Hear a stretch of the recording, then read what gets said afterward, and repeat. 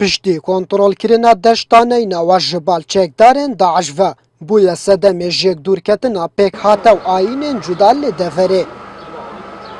Li bin navê aştî û bihevra jiyanê pêkhateyên cudayên deştanê nawa û Duhokê konferansek li dar xist. Em konferansa bû wê carekî tir dencî tawanî Daeş li Şengal û şwênekanê tir bigeyne dunya و پشتگیری خۆمان بۆ خەباتی خەڵکی شنگال بە تایبەتی ژنان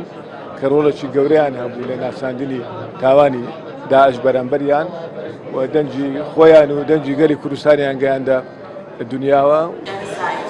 Di konferansê de behs ji dahatiyê netewê û ûla li piştî rizgarkirina deverên wan hate kirin. pêkvejiyan yani gelek ya giring e ve her wisa em evê ev kur û semînarê tosa em wek musilman diyaretkin bo taybetî Daişa ku dibêjne hingneşên heger ewan ehdafê birvê da heyn duberekiyê peyda bikin navbeyna milletê me da milletê Kurd da çûku milletê Kurd pêkhatiya taybetî ev deverê tosa pêkhatîne bi musilmana û her wisa Yêzîdiya û her wisa Mesîhiya.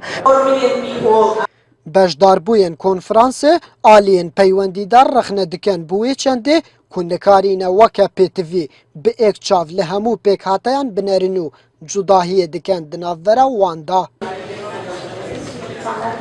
بس خلكي مال في باجيري دمكي دريجل قالك تجيت بلكي تاكليت باشتين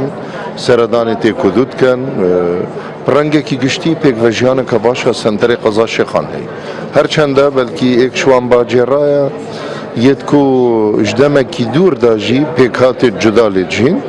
بلي با حتى ايروجي بلكي هنده جارا هنده كيشت سفك پیدا ببن بله پا هر تاتینه چهار سر کردن. راستی پێکڤەژیان تشتێکی پیرۆزە نابینە هەمی نەتەوە و هەمی مەذهبات و بژم ئەف تشتێکی ینی هەری مەوجودە خەڵکێمە خەڵکی کوردستانی مەسیحی ئێزدی بسلمان هەمی پێک ینی پێک بە مازم بینە هەمی علاقەتێت خۆشێل گەلێک هەی سەردان يعني شميجة هرش بابو بابير هندي بيرامتت علاقتت ما الكردستاني خوش بين چەندین ئۆل و پێکهاتەیەن جودا مینا مسلمان و ئێزدی و مەسیحی و تورکمان و کلدان بڕێیا ڤی کۆنفرانسی دخوازن پەیوەندیên xwe vegerînin beriya hatina çekdarên Daeş û hemû bi hev re bi armanca jiyaneka baştir xebatê bikin.